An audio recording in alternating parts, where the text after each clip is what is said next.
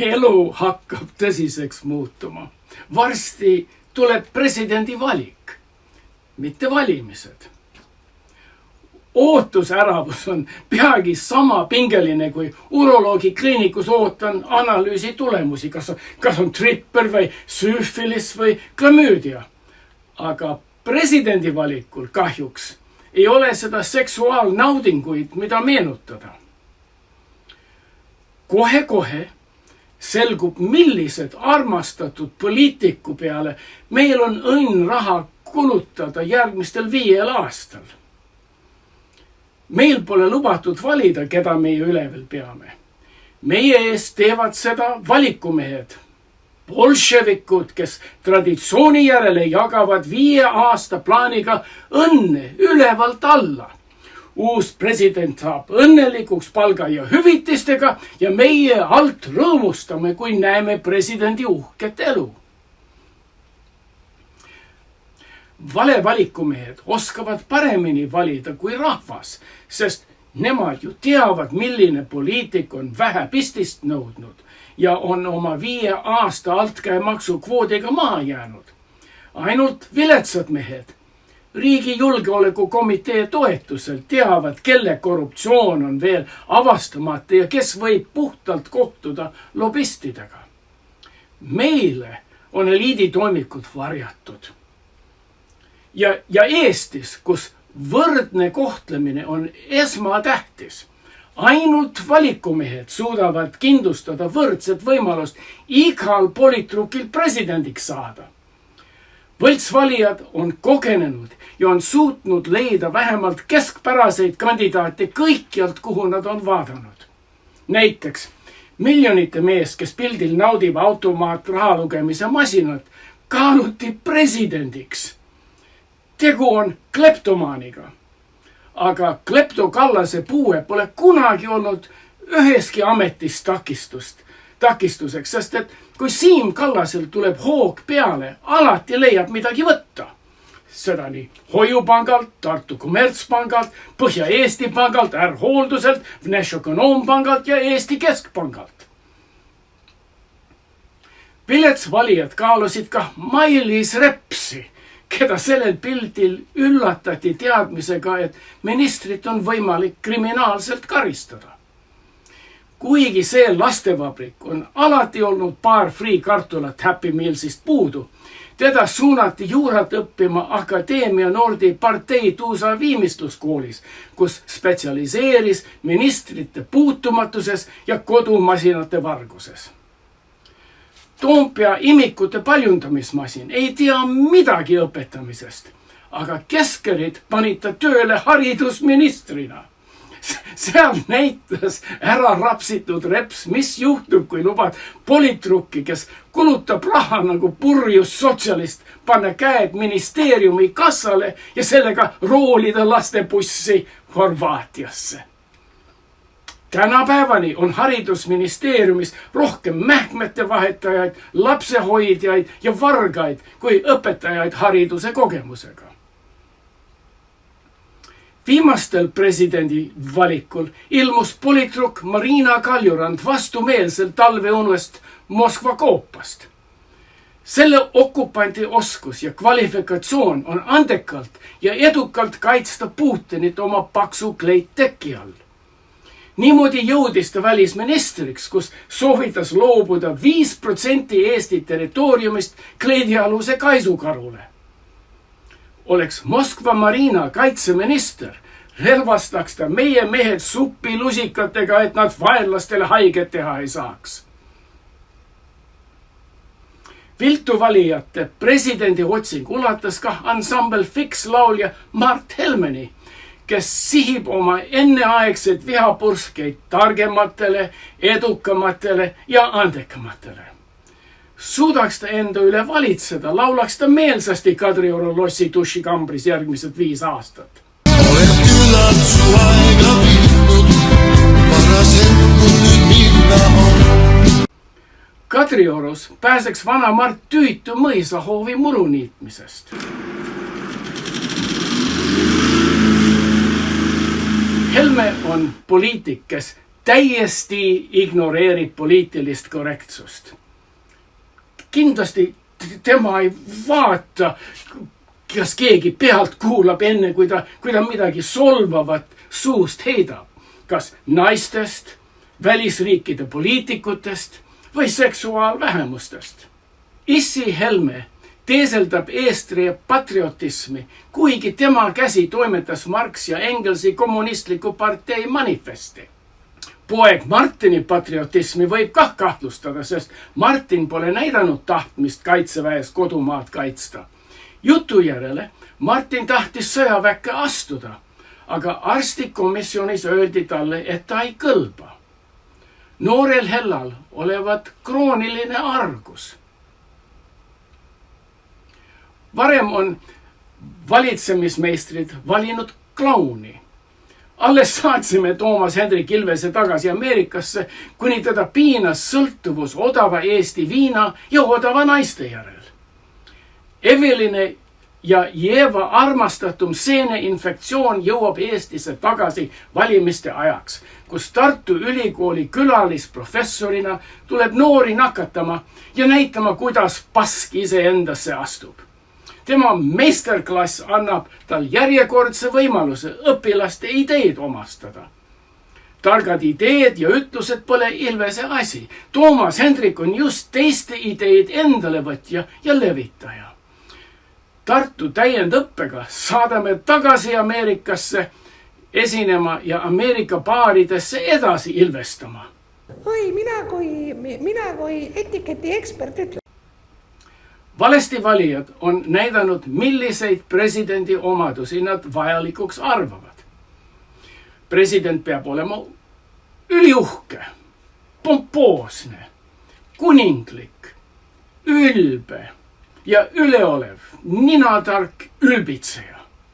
Aga esmatähtsalt paistab väljanägemine, nii välimuses kui ka käitumises. Ideaalselt on kandidaadil hallid juuksed ja hemoroidid.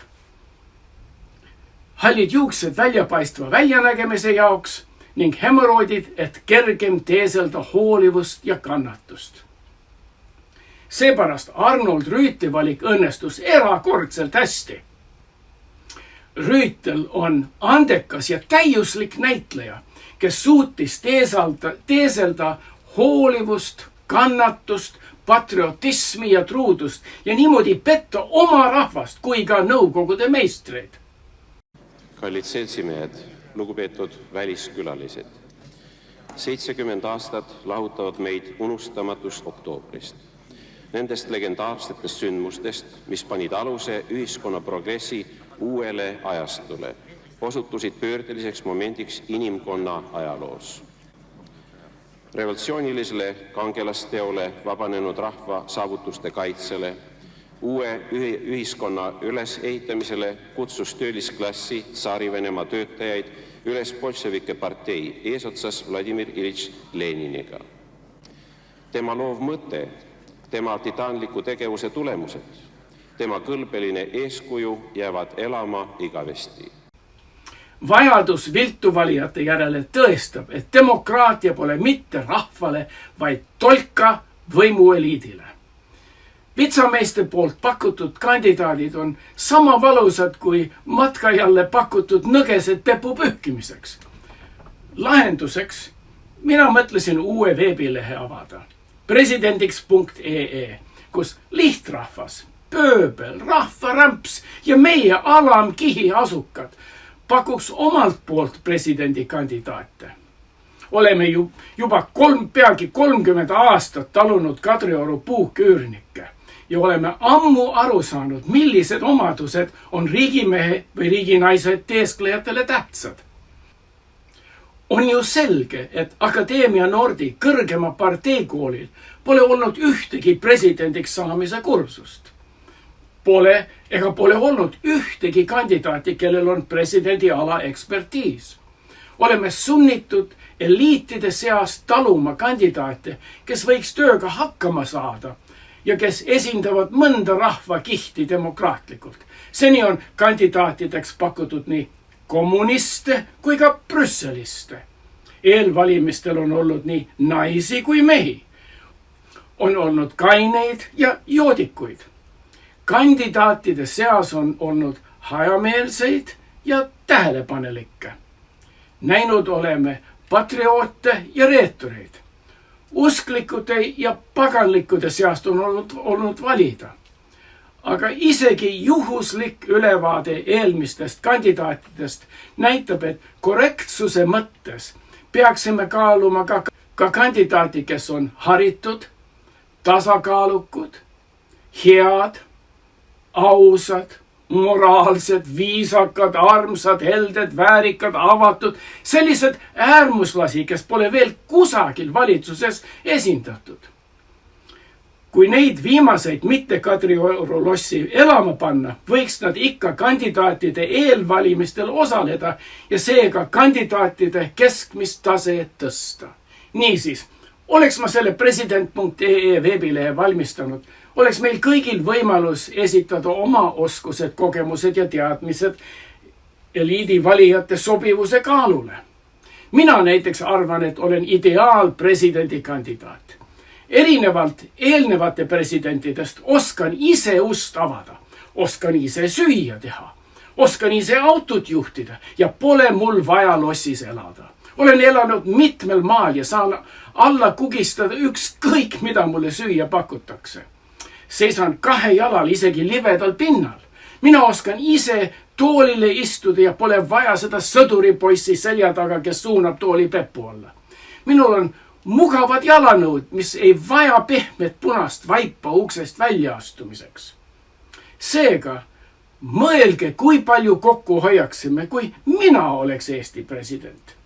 Ja võin ka garanteerida, et suudan ise oma rahaga puhkuse reisile käia ja pole mul vaja neid ametihüvitisi.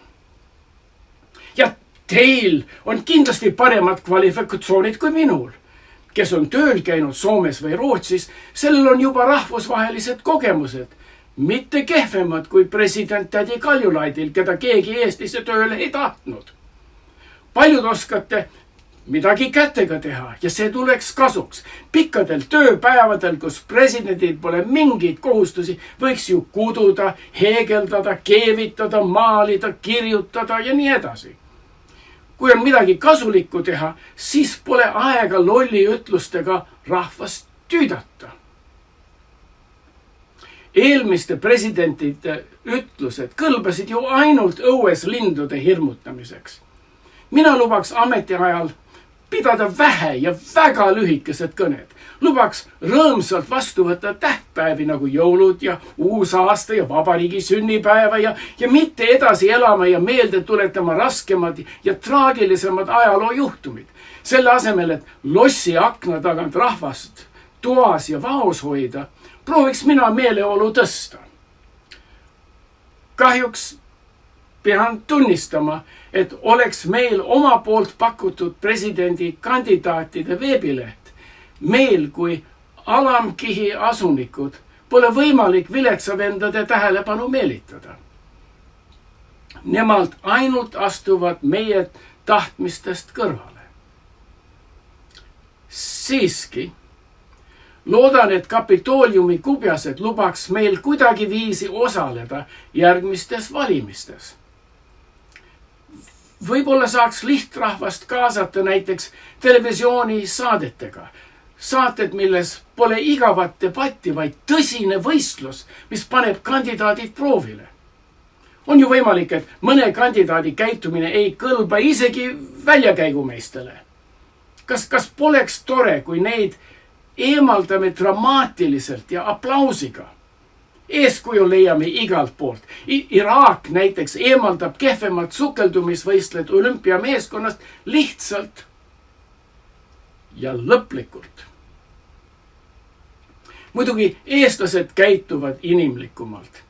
Kui meie ei karista eliitkurjategijad nagu Kallas, Ratas, Reps ja Pentus-Autorollos, ega siis surmanuhtlust ei vala kehvemate kandidaatidele. Siiski on ju välja kujunenud tehnikat, millega võiksime eemaldada kehvemad eelvalitute seast. Aga kuidas aru saada, millised on kehvemad kandidaadid? Küsimustele vastamise oskus on vähese tähtsusega riigielus. silmapaistev käitumine aga küll. Näiteks olen näinud, et presidentidel on vaja publiku silma all treppidest üles ronida. Isegi Ameerika presidendil on järsk trepp olnud takistuseks. President Biden trips, not once, not twice, but 3 times as he tries to climb the stairs to Air Force One today. He brushes off his pant leg and continues on. Once at the top, he gives a salute before heading inside the aircraft. Eestlaste president teeniks ülemaailmse tunnuse, kui meie presidendiks suudaks treppe edukalt navigeerida. Seega, kas meil ei võiks olla trepi ületamise võistlus? Eeskuju võtame jaapanlastelt, kes juba korraldavad selliseid võistlusi.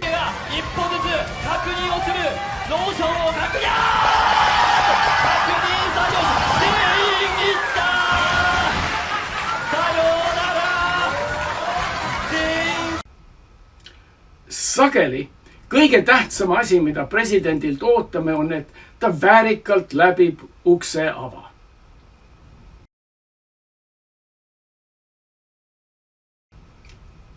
Kahjuks on juhtumeid, kus õigel ajal pole ust eest avatud ja siis on võimalik, et kaob iga väärikuse kübemegi. Jälle võiksime jaapanlastelt eeskuju võtta, sest nemad õpetavad, kuidas läbida ükskõik millist ava.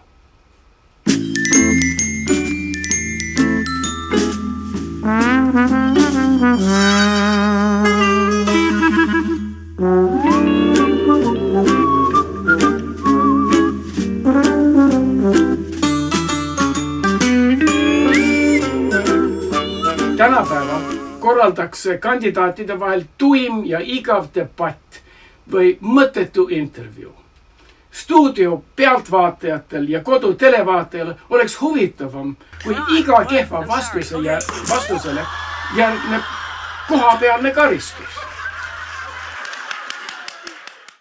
Debati võitja oleks see, kes puhtamalt väljub telestuudiost. Sageli on vaja presidendil esineda vaenuliku rahva hulga ees. Selline olukord vajab kiiret ja väledat liikumist, nagu president Bush eeskujulikult demonstreerib. Iial ei tea, millal eestlaste kannatus lõpeb ja oleks ju hea, kui meie president on harjutanud selliseid liigutusi. Alati on parem olla valmis kui üllatatud. Judy Fair.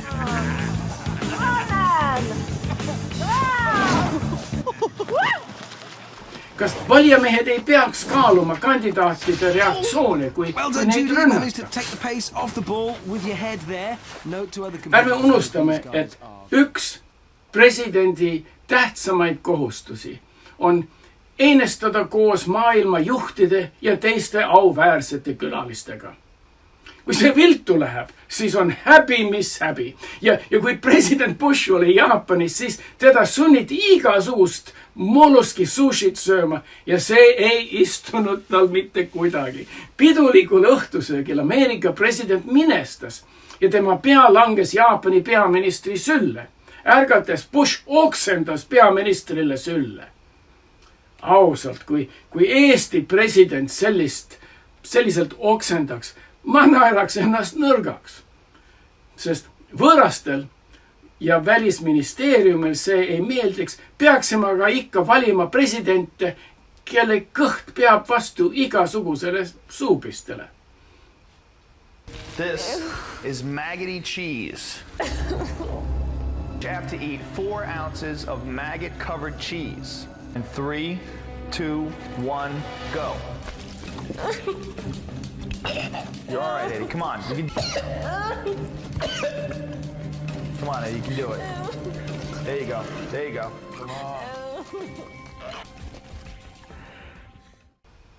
Ja pole selle presidendi ametiga midagi keerulist. On vaja jalul seista. On vajalik viisakalt süüa. Juua vähem kui 2 liitrit viina päevas. Ei tohi ennast täis kuseda reisidel. Peab oskama rääkida pikka aega mitte midagi ütlemata. Peab olema Putini sõber. Valitud ajakirjanikude küsimustele peab vastama. On vaja seista ja teeselda kuulekust, tähelepanu ja huvi. Pingviinipraad vajab juhtimist. Külastada võib igavaid kohti. Prima sigarette ei tohi suitsetada ja nii edasi. Iga täiskasvanud oskab toolile istuda, kui seda pepu alla lükatakse. Iga debiilik oskab punase vaiba mööda kõndida. Iga nõdrameelne oskab uksest läbi astuda, kui ukse eest avatakse. Rahva seas on küllaltki andekaid ja mõistlikke inimesi, kes saaks presidendi ülesannetega hästi hakkama. Aga meile sokutakse pooletoobiseid, kellel pole arusaamu ega seost rahvaga. Kõige armastatum ja sobivam president on see, kes rahvas ise valib ja ise tahab.